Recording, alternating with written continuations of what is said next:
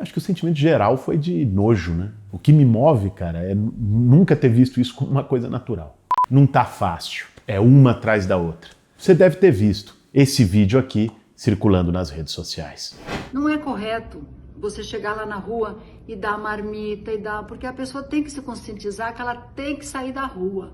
Porque a rua hoje é um atrativo, a pessoa gosta de ficar na rua. Então, porque no abrigo eles têm horário para entrar, eles têm responsabilidade, limpeza, e eles não querem, né? Não querem, a pessoa quer, ela quer receber, ela quer a comida, ela quer a roupa, ela quer uma ajuda e não quer ter responsabilidade. Então isso está muito errado. Bia Dória, a primeira-dama de São Paulo, orientando as pessoas a não darem comida ou roupa para a população que está na rua. Isso não é uma novidade. Eu vi um vídeo da Bia Dória com a Val Marchiori falando alguma coisa. O que você esperava, né? Uma semana antes, uma senhora idosa, trabalhadora doméstica, foi resgatada de uma situação de escravidão numa casa em Pinheiros, bairro nobre de São Paulo. Ela trabalhava lá há 20 anos sem receber. A família tinha fugido da casa e deixou ela lá, largada, sem ter sequer acesso ao banheiro. A última que todo mundo viu foi essa. Cidadão não, engenheiro civil, formado, melhor do que você. O casal sem máscara, no espaço público, querendo bater boca com o fiscal da prefeitura que estava cumprindo seu trabalho. É o bom e velho, você sabe com quem está falando, é revoltante, né? No final, como o caso ganhou muita publicidade, ela acabou demitida. E a gente descobriu que o engenheiro civil recebeu até auxílio emergencial de R$600. É muita hipocrisia. Mas afinal, por que esse tipo de absurdo está longe de ser exceção no Brasil? O que isso tem a ver com a memória e com a formação histórica do nosso país? É isso que nós vamos ver hoje no nosso Café com Bolos. Mas antes de seguir esse vídeo, aproveita para ir lá, se inscrever no nosso canal do YouTube, ativar as notificações para você poder receber o Café com Bolos assim que ele for lançado. E aí, tem tempo para um cafezinho? Para fazer um bom café, meu bem. A elite do atraso. É difícil encontrar um nome melhor para quem ocupa o andar de cima no Brasil. A definição foi dada pelo sociólogo Gessé de Souza num livro que abriu um importante debate no Brasil. Mas de onde vem tanta indiferença? Como é que alguém pode achar razoável negar comida para quem passa fome debaixo de um viaduto? Como tem gente que pode acreditar que por ter um diploma está acima da lei e pode humilhar os outros? Não dá para explicar essa história sem falar da palavra escravidão. Ao contrário do que muitos querem fazer parecer, ela não aconteceu há milênios atrás, por um curto período. Não é uma passagem superada da história brasileira. A escravidão durou mais de 300 anos por aqui e só foi abolida oficialmente há 130 anos. Ou seja, o Brasil tem mais de 2/3 da sua história com a escravidão legalizada. Imagine que se o Brasil fosse uma pessoa que viveu 100 anos, ele teria vivido 70 anos na senzala e só 30 em liberdade. Uma sociedade que passa 3 séculos convivendo com gente algemada, chicoteada, com famílias dizimadas, enfim, com todo tipo de abuso que se possa imaginar, essa sociedade também é ensinada a naturalizar isso. É o que aconteceu no Brasil. A barbárie foi naturalizada no cotidiano. Você tem uma inferiorização histórica. Você tem quase que uma voz dizendo para os pobres no Brasil: você é inferior, você é inferior. Há 500 anos, martelando na cabeça dele. E que se expressa todo dia. Se expressa na forma como as pessoas se relacionam com ele, se expressa na forma como as pessoas olham para ele, se expressa nos espaços que ele pode frequentar e que ele não pode frequentar, na forma como ele é abordado pela polícia, né? Aquilo que o Emicida falou, né? Quer entender o racismo no Brasil? Para preto, a viatura para e o táxi não para. É disso que nós estamos falando. Nós estamos falando de uma invisibilidade social historicamente construída, de uma naturalização e de uma voz que fica dizendo para você: teu lugar é o elevador de serviço, teu lugar é a porta dos fundos, teu lugar é a palafita, é o barraco, teu lugar é o quarto de empregada. Nós estamos falando de um conjunto de mecanismos estruturais de opressão que diminuem, destroem qualquer autoestima, devastam as pessoas subjetivamente. Eu me lembro de uma senhora, numa ocupação do MTST, que estava me contando um dia da vida dela antes da ocupação, dos problemas que ela tinha e sofria as humilhações porque morava de favor na casa de alguém, por isso que ela foi para a ocupação. E ela disse uma frase assim: eu me sentia pior que chinelo de R$1. Eu não me sentia ninguém, eu não era nada. Essa é a destruição, né? Você não é reconhecido como gente, você não é ninguém, você não é nada. Claro que isso impacta no que uma pessoa pode sonhar, no que uma pessoa acredita ser capaz de fazer, na possibilidade dela de ter esperança no futuro, na possibilidade dela de ter futuro, de ter sentido. As pessoas foram condicionadas a passar e não ver. E se ver, não perceber. E se perceberem, a aceitar que isso nunca vai mudar. Que sempre foi assim e sempre será. A sociedade que surgiu da escravidão criou 2 tipos de gente: os humanos e os não humanos, os cidadãos e os subcidadãos, a Casa Grande e a Senzala. E isso tudo com um corte racial profundo, mantendo os negros subjugados e excluídos da cidadania. Essa herança está em toda parte. As cidades brasileiras são divididas, muitas vezes, como em São Paulo, por uma ponte. Quem mora fora do centro só cruza a ponte para trabalhar. E ali tem o quarto de empregada, a roupa da empregada, o elevador de serviço, a porta dos fundos. São Paulo, aliás, é um símbolo dessa segregação. Tem uma história de um tempo atrás inacreditável. O governo propôs uma estação de metrô no bairro de Higienópolis, um dos mais ricos da cidade. O metrô ali ia facilitar a vida de milhares de pessoas que trabalham na região. Mas a grita dos nobres moradores contra a estação foi impressionante. A justificativa, veja você qual foi.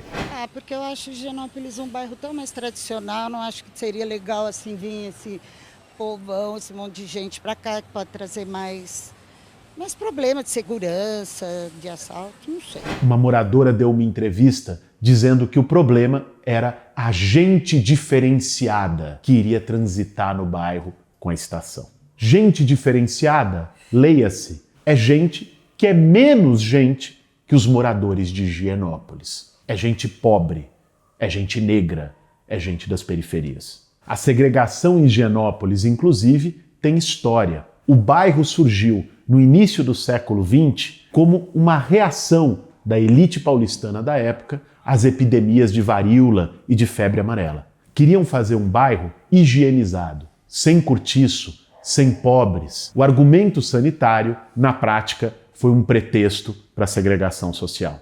Não é a Bia Dória, não é a Val Marchiori, não é o meu marido é engenheiro. Isso expressa uma formação histórica, social, cultural brasileira que traz a bagagem da escravidão, que traz a bagagem do autoritarismo, que traz a bagagem da inferiorização de negro, pobre, dessa separação entre gente e subgente. Eu me lembro, foi no ano passado, 2 anos atrás, sei lá eu, a secretária de Desenvolvimento Social de Porto Alegre, é uma militar, uma praça de Porto Alegre, que com o agravamento da crise econômica, vários sem teto começaram a morar lá. E ela deu uma declaração dizendo, nós vamos fazer uma operação ali, porque é inaceitável que as pessoas não possam passear com seus pets por ali, porque tem gente que se acha no direito de morar na rua. Essa foi a declaração dela. Secretária de Desenvolvimento Social de uma das maiores cidades brasileiras. Tem um nível escancarado, explícito, que é o comentário da Bia Dória, que é assim, é dizer, é subgente. Aqui em São Paulo, tem shoppings e condomínios que preferem pagar ônibus fretado para os funcionários para evitar gente diferenciada circulando nos seus bairros. Foi aqui também que surgiram a rampa anti-mendigo e a lixeira anti-catador. O Brasil é o país das transições por cima. Então, a abolição da escravidão formal foi um grande acordo. A redemocratização depois do fim da ditadura militar foi um grande acordo. E nesse grande acordo entre as elites, sempre se excluía o interesse popular. Era a velha história de dar os anéis para não perder os dedos. Você fazia uma concessão, mas para manter a estrutura igual. A história brasileira é cheia disso. E cheia de feridas nunca superadas. O Freud dizia que quando a gente tem grandes traumas, em geral eles são recalcados. O recalque é jogar aquilo para o inconsciente. Mas o recalque não acaba com aquele trauma. Aquele trauma volta. É o que ele chama do retorno do recalcado. Volta como sintoma. Volta como doença, volta como neurose, volta como alucinação, Esse sintoma, esse retorno do recalcado, é o passado que não passa. É aquele passado que permanece sempre assombrando o presente e que compromete o futuro. De algum modo, isso que se passa no nosso inconsciente, que se passa nas pessoas, também acontece com as sociedades. No Brasil, a gente tem sempre um retorno do recalcado, da escravidão, como um passado que não passa, do autoritarismo, como um passado que não passa. E isso também compromete profundamente o nosso presente e limita as possibilidades de futuro. Por que a gente tem hoje, depois de 130 anos da abolição da escravidão, um racismo estrutural no Brasil e os negros chegam a ganhar metade do que os brancos? Por que depois de 30 anos da redemocratização, a gente tem um cara que defende a tortura, a ditadura como presidente do país? Porque isso não foi elaborado. A possibilidade de você superar um trauma histórico não é você jogar ele para baixo do tapete, que é o que o recalque faz, que é o que a transição por cima faz e fez no Brasil. É você ter reparação histórica, é você resolver. Essa é a única possibilidade de cicatrizar as feridas da história brasileira. Bia Dória não quer ver a miséria que reina na cidade que o seu marido abandonou como prefeito. Seus vizinhos, no bairro do lado, fugiram no meio da noite, deixando uma idosa sem acesso ao banheiro depois de 20 anos sem salário. Na mesma semana, o casal carioca dando carteirada num fiscal por ter diploma de nível superior. 3 cenas que resumem 520 anos da história de um país. Eu me lembro de um senhor que entrou numa ocupação do MTST em 2005. Um terreno, estava abandonado há muito tempo, as pessoas na região muito precária, as pessoas desempregadas, não conseguiam pagar aluguel e foi uma multidão para a ocupação. Esse senhor pegou uma fita zebrada e marcou um lote que parecia um latifúndio no meio da ocupação. E o pessoal se espremendo em barraquinho do lado e tal. E a gente foi falar com ele. O senhor não pode fazer isso, tem que dar espaço. Muitas outras famílias podiam estar nesse mesmo espaço. Não, aqui é meu, eu já peguei. Se alguém tocar a mão aí, o bicho vai pegar, porque eu conheço não sei quem, porque eu tenho não sei quem, porque eu vim de não sei onde. Aí a gente fez uma assembleia, colocando um pouco quais eram os princípios do movimento. Como era o princípio coletivo, que ninguém podia cobrar nada, que ali era uma luta, podia dar certo, podia não dar, mas que a gente ia lutar para dar certo e que todo mundo ia estar junto. E eu vi o semblante, a cara desse senhor mudando. Alguns dias depois eu fui na ocupação, eu vi ele carregando um baldão d'água para a cozinha coletiva. Alguns meses depois, ele se voluntariou para coordenar o trabalho do mutirão de limpeza naquele grupo, naquela parte da ocupação onde ele estava. Já não tinha fita há muito tempo. E depois ele virou um militante do movimento, que foi para outras ocupações. Hoje ele tem casa, conquistou a casa dele e continuou lutando. Então, bicho, a vida embrutece a gente. Aquele cara que chegou lá e fez um latifúndio só pensando nele e ameaçou que ia chamar não sei quem, que ia puxar uma arma, que ia fazer não sei o quê, não era uma pessoa má. Era alguém que estava duramente embrutecida pela vida. Mas aquele ambiente de solidariedade, de trabalho coletivo, ali era uma luta maior que sozinho ele não ia ganhar, que ele precisava também daquelas pessoas. E de que ali tinha um sentimento comunitário, uma outra coisa, aquele escudo desmoronou. E ele estava carregando água, e ele estava ajudando na cozinha, no mutirão de limpeza, e depois que ganhou a casa dele foi ajudar outras pessoas. Então tem jeito, tem luz no fim do túnel. Só que nós temos que entender que as pessoas estão desiludidas, as pessoas estão desencantadas, as pessoas se sentem enganadas, não veem alternativa. E em relação à política, tiveram muitas razões para não ver alternativa, né? O sistema político brasileiro, salvo poucos momentos, excluiu a maioria do poder de decisão, ignorou os interesses dessa maioria na agenda política do país. Então é muito compreensível que as pessoas fiquem com o pé atrás e falem, não quero, isso não dá certo, não tem jeito, não acabou. Como o cara que chegou lá na ocupação. Mas se a gente mostrar o que a gente está construindo, que o que a gente quer, que o que a gente defende, é algo que a maioria, isso eu tenho certeza, a maioria do Brasil também defende, principalmente o povo que sofre com esse modelo atual, defende.